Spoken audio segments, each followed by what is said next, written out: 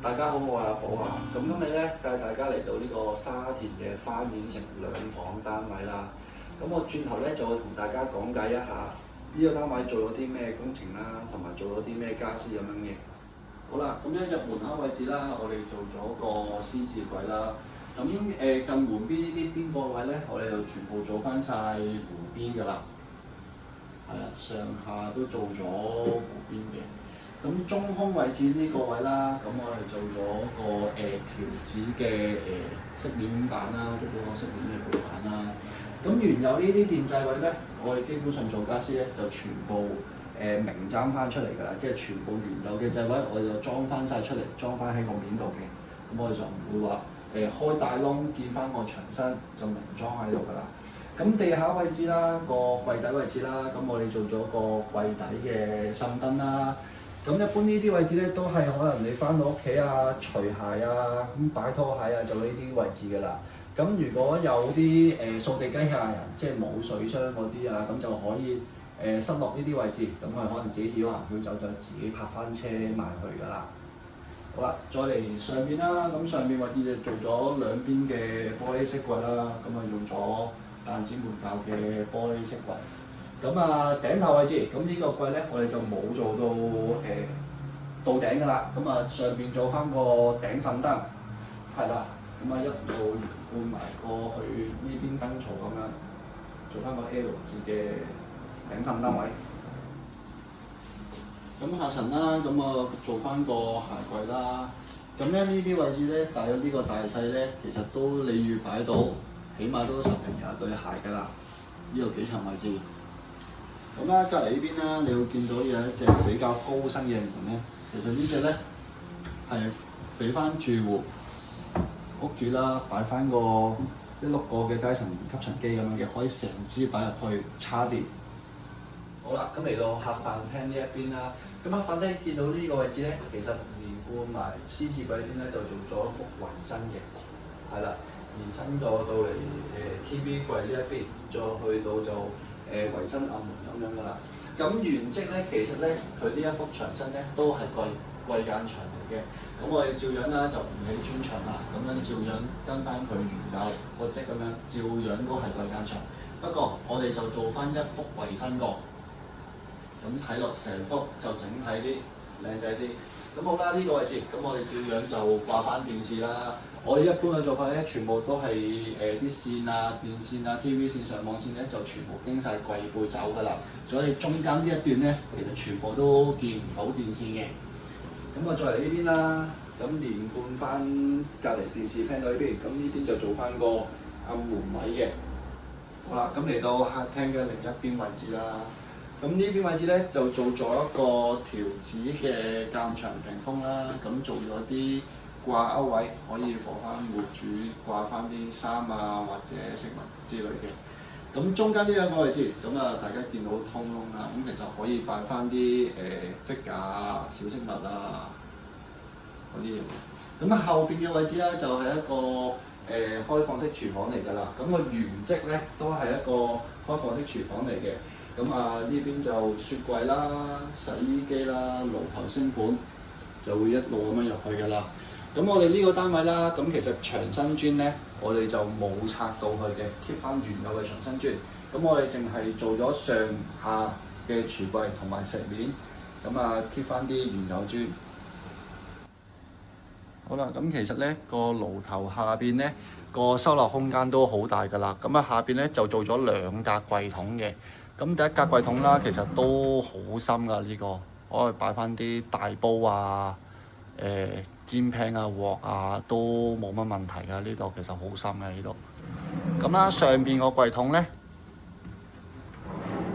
就咗櫃中櫃，咁呢啲位置就可能擺翻啲碟啊、碗啊諸如此類，都可以比較扁少少、平少少嘅嘢都可以嘅。咁上邊呢個櫃桶咧就比較淺少少嘅，主要原因咧，因為佢後邊有喉頂住啊，咁我呢度做咗比較短少少，咁呢度可能放翻啲擺翻啲筷子啊、匙羹啊、餐具嘅，係啦，咁啊做咗2層位置。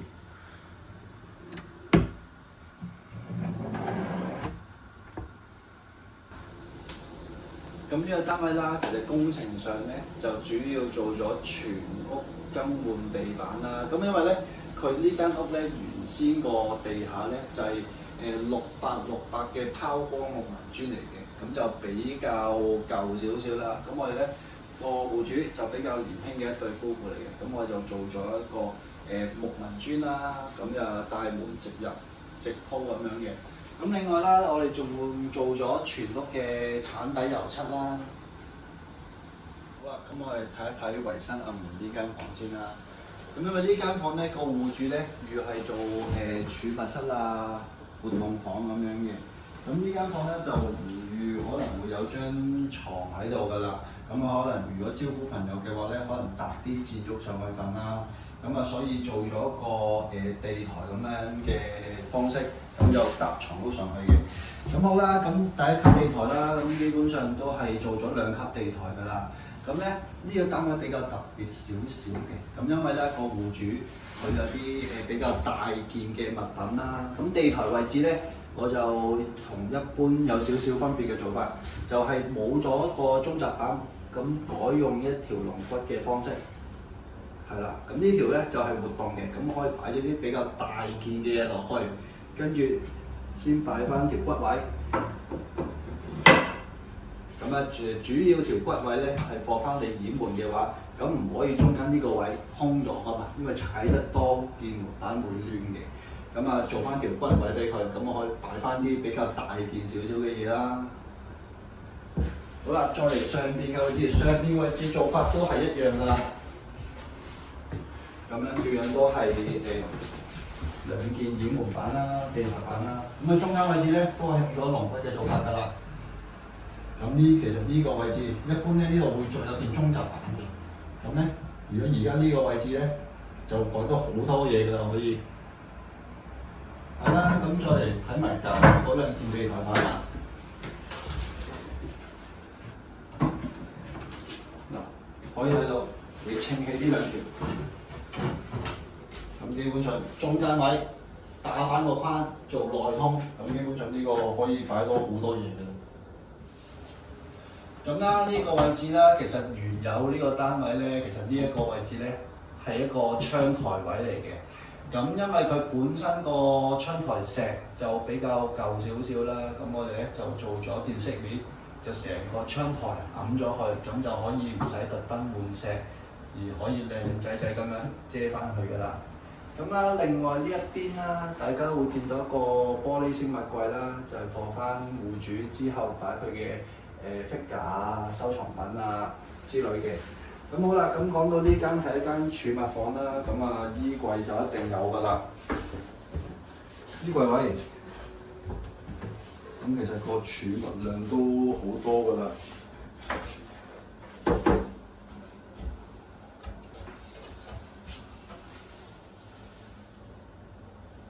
咁就衣櫃位啦，就全部其實內通晒入去嘅。呢度其實可以放晒2個人嘅衫，個櫃衫啊，都擺得晒。係啦，咁大家見到啦，其實我哋所有家私咧都會做晒啲圓角位、護角位㗎啦。係啦，櫃側呢啲位全部做晒護角位嘅，地台都做咗護邊嘅呢度。咁咧同頭先同大家講啦，咁呢個櫃咧其實係一個間牆櫃嚟嘅，連埋出邊件 panel 位置咧，其實中間係冇牆身嘅，係啦，成個都係櫃間牆嚟嘅。咁啊呢個位置就會放翻佢電視機啦，穿翻啲電線啊、TV 線啊、上網線啊，就喺中間呢件 panel 背中間裏邊穿過晒㗎啦。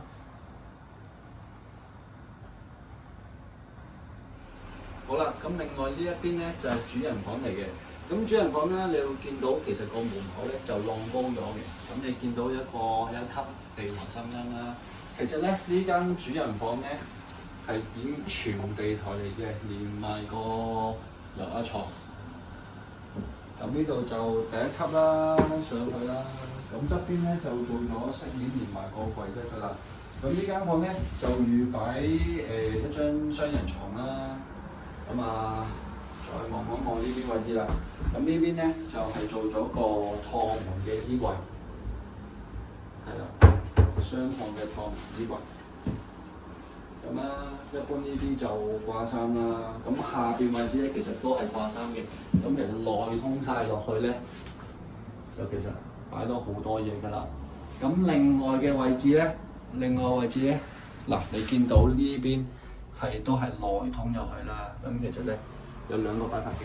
其實你呢邊都係做翻一件生結板，可以成件拎翻出嚟嘅。嗱，你見到都係內通入去嘅。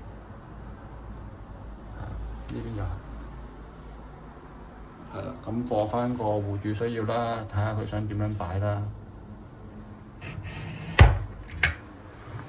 好啦，咁再嚟上邊啦，咁做咗兩個櫃桶，俾佢放翻啲衫褲啊，咁唔一定全部都掛衫摺衫嘅，咁可以有櫃桶俾佢用。